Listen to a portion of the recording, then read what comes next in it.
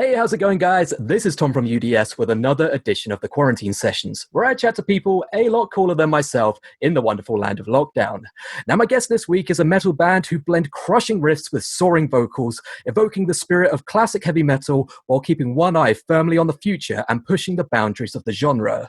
With their debut album dropping very soon, it is my pleasure to introduce Eric and Crystal from Alabama's finest, EMBR.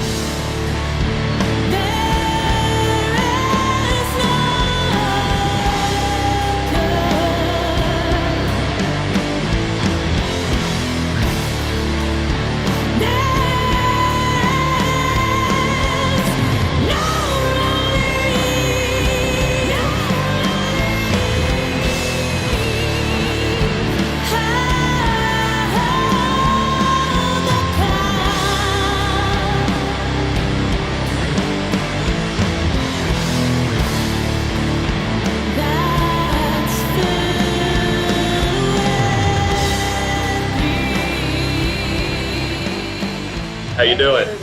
Pretty good, pretty good. How are you guys doing in these strange times that we live in? We're getting through it. Yeah, ready for things to get back to normal. Yeah. Normal. Yeah, exactly. Normal.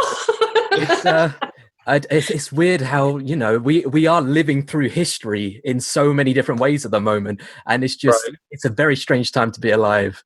It is very much so. But in things that we can control, obviously, you guys are an EMBR, so I just want to know, in your own words, for the unfortunate few who may not have heard of you before, would you mind quickly introducing EMBR? We're a four-piece band. This is Crystal, the singer. Hi. Actually, your description that you started off with, let's just go with that. Dead on. Thank you. That sounded great. Yeah. But we did, basically, we try and keep things heavy, but leave the riffs open enough for Crystal's vocals to really shine through those riffs. Awesome.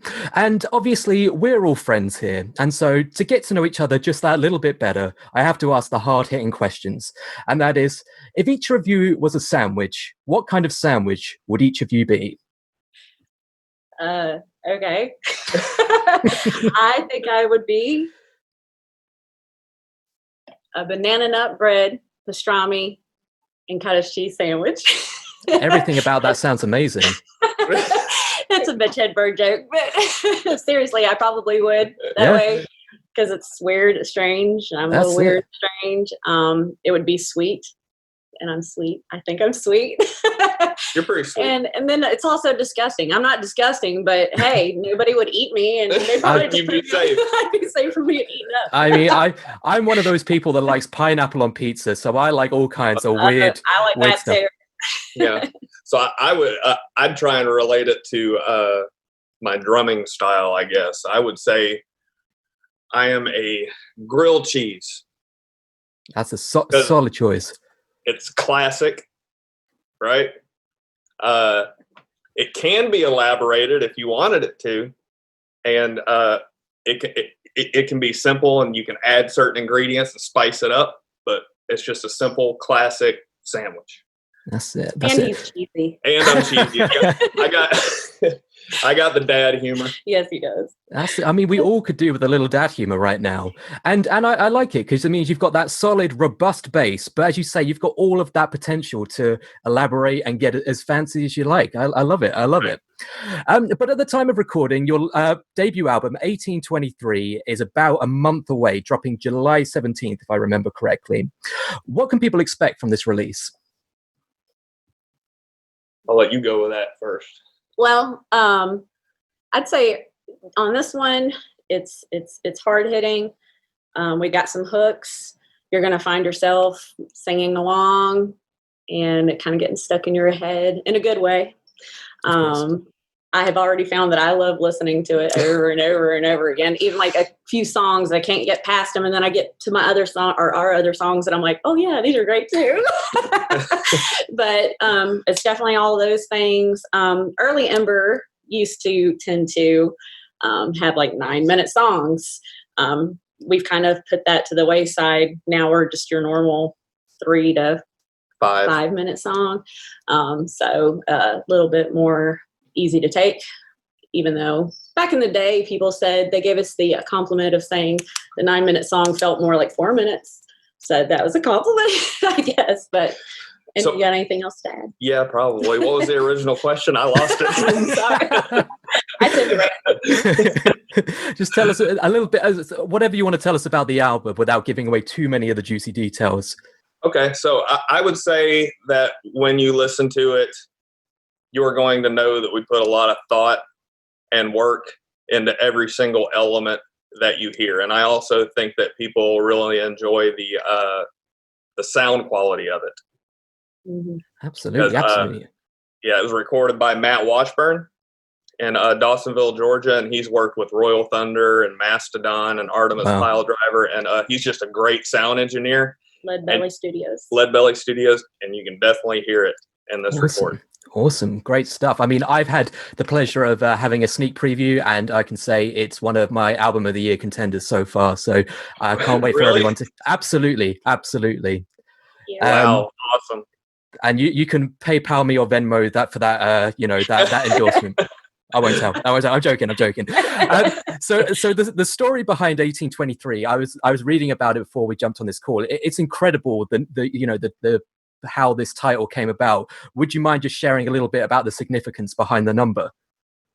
Yeah. So me and Mark, the guitar player, we were kind of starting the whole writing process or whatever, right? So me and Crystal actually come out with an EP before 1823. I don't know if you've heard that one. 326. It was named 326 Spiritual Dialysis. And the reason that we did that one is we couldn't find any members. It's sometimes musicians, it's just hard to find people that have the same vision that you might have, right? So, but anyway, we decided we were going to go in and record that one. And the history behind that one is when I had my dialysis surgery I had a PD catheter put in and a fistula, because I was preparing for going into dialysis. And anyway, me and Mark started writing this next album after he joined, right? And I got the call for a transplant. So I remember walking into work, and I got the call, and I'm like, oh my gosh, and I was scared. I actually started crying because it's a scary time, right? Absolutely. Anyway, called Crystal, we got to go. And, Vanderbilt, where I went to go get the transplant, is 3 hours away, and we had to be there in 4 hours. Went in for surgery, got my transplant. Everything went smooth. And keep in mind here, me and Mark were started writing this album, and we were about 3 or 4 songs into it when this happened. And had surgery, everything went fine. And then me and Crystal were in the about to get released or whatever, and we were trying to find out about the donor. And turns out they can't really tell you anything about the donor because of I guess like privacy laws and things like that. So the only thing that they could tell us was that it was female. I think they said she died in a car accident. They kind of alluded to the fact, car wreck. And she was between the ages of 18 and 23. So when we got back, I had a little bit of recovery at home. How long would you say I recovered at home? Probably a month and a half before we started, which is really probably shouldn't have started. I was going to say, that seems like a really short time. but we're all pretty dedicated to the cause, He bounced back really good. Yeah. I did pretty good. He was impressive. All the hospital staff was like you're setting an example for everybody else. Yeah, he was great. So when we got back, me and Mark and then Alan joined, and we're all working on this album, and we kind of have a history of our EPs are all named a number, right? We got 261, 271, and then the 326 Spiritual Dialysis. So then, kind of keeping with that theme, I was like, well, hey guys, do you guys mind if we call this album 1823? Kind of goes along with our EPs because it's named a number, but it has that special significance because it's dedicated to the donor.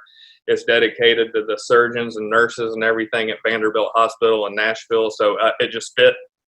Amazing. I mean, it's So it's such an incredible way to pay tribute to. I mean, effectively, you know, the ultimate gift that someone else can give someone right. is you know the gift of like a better life.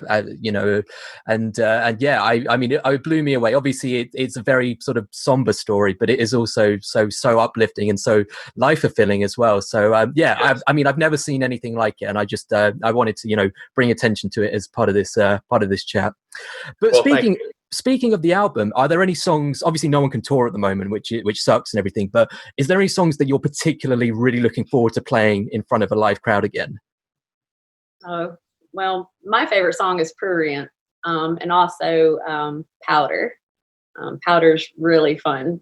So it's different. That's something people can expect that's different on this album is I'm screaming now a little bit, not a lot, but so Eric does the verses, he screams them, and then I come in periodically with my little screams here and there, and then I sing the choruses and the end of the song. Oh, and you said Prurient too? Prurient. Prurient, whatever. I can't pronounce it. Prurient, but yeah, Prurient. And that's really fun when I scream a little bit in that one as well. So those were the fun ones. It was what's going to be your favorite song to play live, right? That was the question. Yeah. So mine is Where I've Been, which is the second song on the album. I just think it's a really well put together song. The whole thing is very interesting. I like a lot of my drum parts on there, and I especially like some of the vocal patterns that Crystal has on that song. I just think it's a well put together song, and it's one of my favorites on the album. Right on. Well, hopefully it won't be that much longer before whenever venues open up again. Yeah. Hopefully it won't be too long. Fingers crossed. Yeah, fingers crossed. I mean, I haven't been to a gig since March, and I'm getting the shakes. I need to get my live music hit again. But in the meantime, until we can tour again, here at UDS, we don't just talk about music. We talk about the breadth of pop culture. So movies, video games, comic books, TV shows, everything and more. So with that in mind, if you could have an Ember song featured in anything at all, or even like a wrestling theme or something like that, what would it be and why? We're definitely movie people. We love movies. Yeah, I would say the same thing. So I think any kind of movie, I'd be like, but definitely like a thriller or action. No, what they need to do. You probably love horror. if they could remake Die Hard one more time and feature Ember songs, that would be the ultimate, because that's my favorite movie. Yeah, absolutely.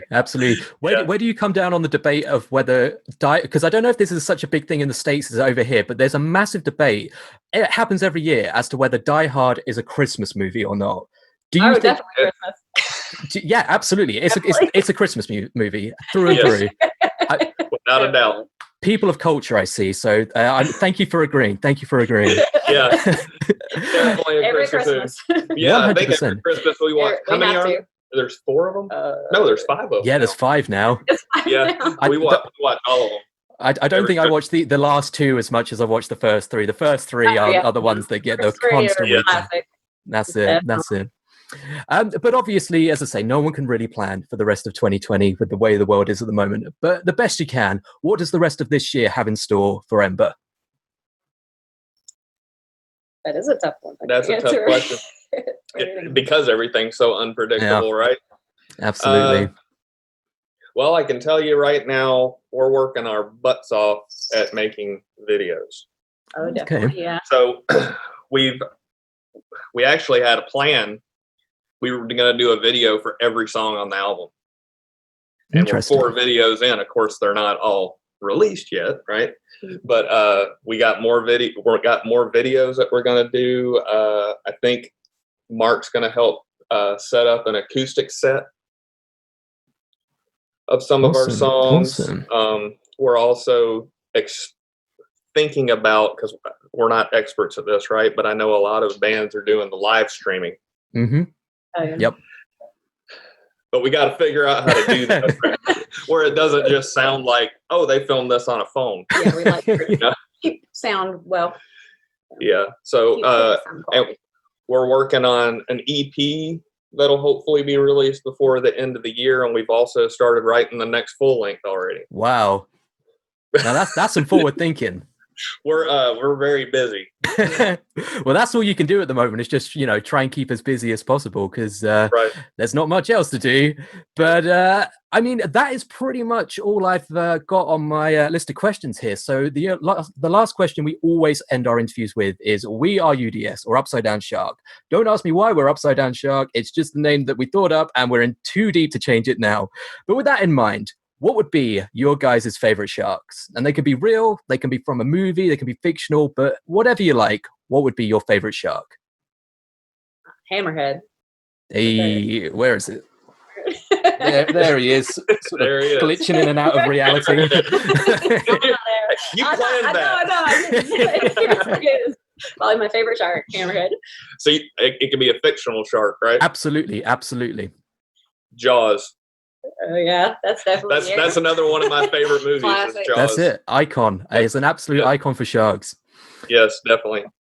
I mean, the Jaws is such an interesting story around it because obviously it made this image of sharks. You'd think it'd make this image of sharks being these killing beasts and everything, but apparently it really heightened the awareness for shark conservation and everything, and actually did a world of good for sharks. So yeah. Jaws, the film that keeps on giving. Just less said about those sequels, the better. And if you look at the history of how that movie was made and all the problems they had while they were making it, it's amazing that they even got a full film out of it, right? Absolutely. It is a classic. It's definitely one that I always go back to. Yes, but definitely. All I've got left to ask is, where can people find you online? Our website is emberrockband.com. I forget what our Facebook little tag thing is. We can find out. Yeah, you can just type EMBR and Ember. In Facebook, we should be the first one to come up. And then, of course, we're on Bandcamp. We're on the New Heavy Sounds Bandcamp. And we've got our own YouTube channels, Ember Band. That's about it, really. That's the main things people hit up, isn't it? Right, exactly right on. Well, we'll put a link to everything in the description below so people can easily find it as well. But Eric, Crystal, thank you so much for your time. It's been an absolute pleasure chatting to both of you today. Awesome. Thank you so much. I mean, it's pleasure's all mine. And hopefully whenever things are a bit normal and you ever find yourself on this side of the pond, then maybe we can do this in person sometime. That would be awesome. That would be great. I would love it.